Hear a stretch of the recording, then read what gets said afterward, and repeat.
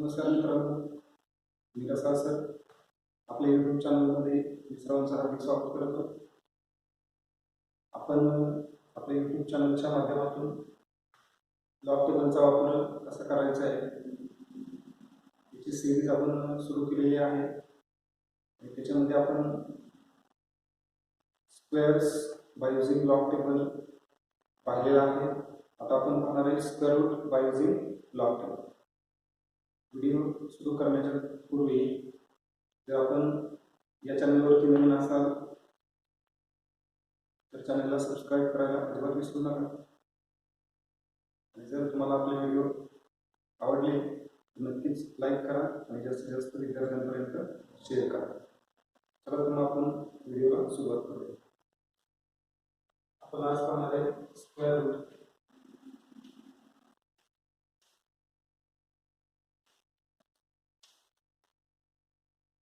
by using log table.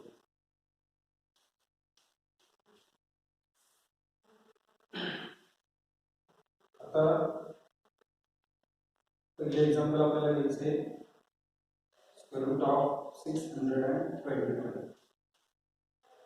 तर याचे उत्तर आपल्याला ऍक्च्युअल माहिती आहे 425 / 25 आहे, बरोबर आहे. परंतु लॉग टेबलच्या साहाय्याने आपल्याला हे आन्सर मिळवायचे आहे, बरोबर. यासाठी लागणारा जो फॉर्म्युला आहे तो आहे log of x raised to n is equal to n into log x, बरोबर. आता स्क्वेअर रूट ऑफ 625 हे लिहित असताना तुम्ही असं लिहू शकता square root of 625 is equal to 625 raised to half, बरोबर.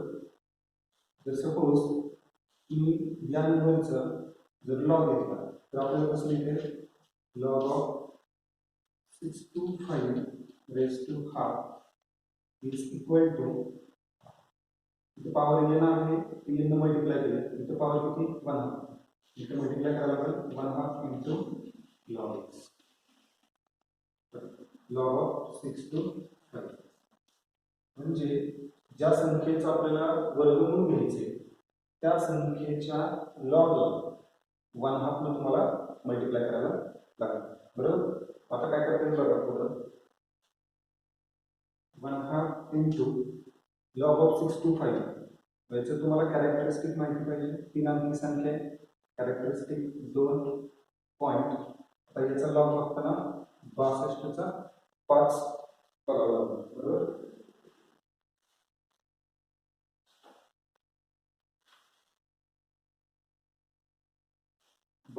चा 5 आहे 7959.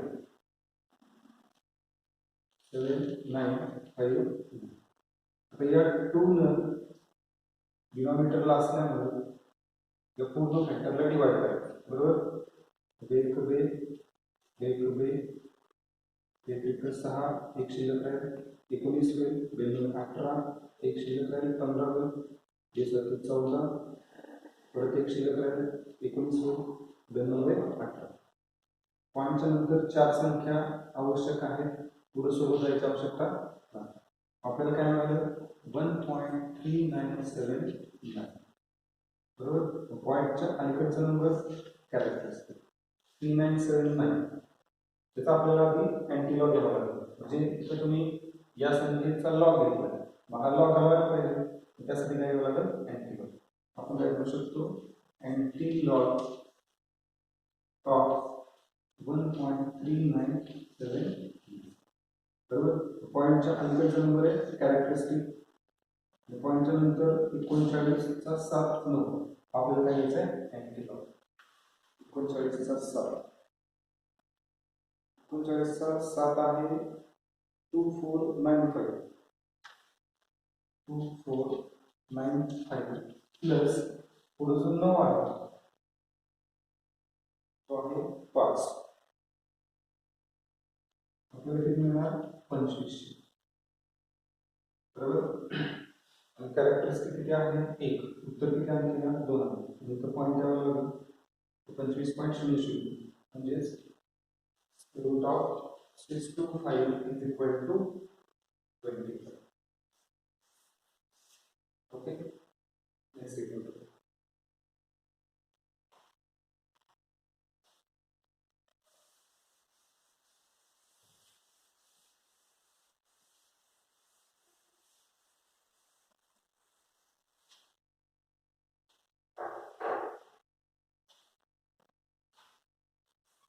root of 1 to 1.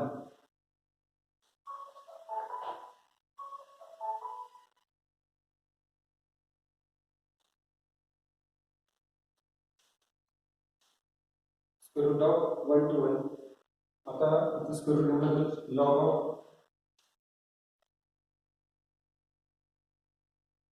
1 to 1 raise to half. हे कसं घेतलं आपण square root of 1 to 1 is equal to 1 to 1 raise to half. बरोबर, आणि नंतर या संख्येचा आपण काय घेतला log of 1 to 1 raise to half is equal to 1/2 into log of 1 to 1. Therefore 1/2 into 3 अंकी संख्या कॅरेक्टरिस्टिक 2 आणि त्याचा लॉग 12चा 1 बरोबर 12चा 1 आहे 0.828 त्यानंतर आता या 2 न पूर्ण संख्येला डिवाइड करायचं. 1 बे 0 बेचूक 8 1 बे बेचूक 8 त्यानंतर 1.0414 पॉईंटच्या अलीकडचा नंबर कॅरेक्टरिस्टिक आणि अँटी लॉग आपल्याला बघावं लागेल 0414. बरोबर, आपण काय लिहू शकतो anti log of 1.0414 is equal to 04 चा 14 अँटी लॉग 04 चा 1 तर 04 चा 1 आहे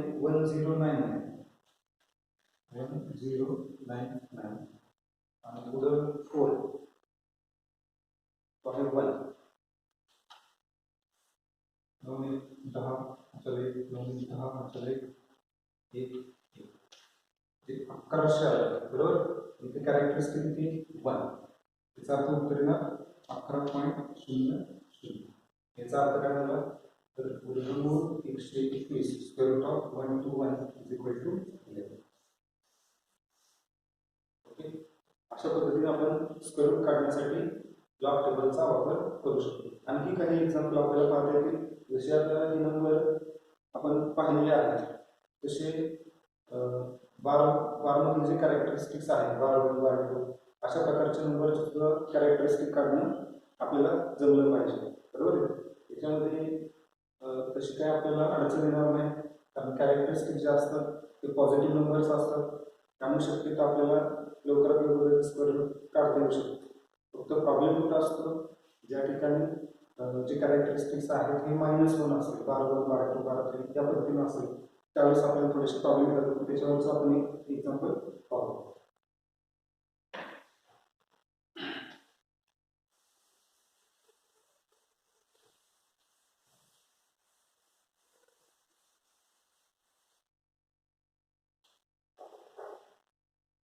थर्ड एक्झाम्पल आपण घेऊया स्क्वेअर रूट ऑफ 0.0064 याचं स्क्वेअर रूट आपल्याला घ्यायचं. बरोबर आहे, आता मी समजून घ्या हे लिहिताना कसं लिहिता येईल root of 0.0064 is equal to काय 0.0064 रेज टू हाफ.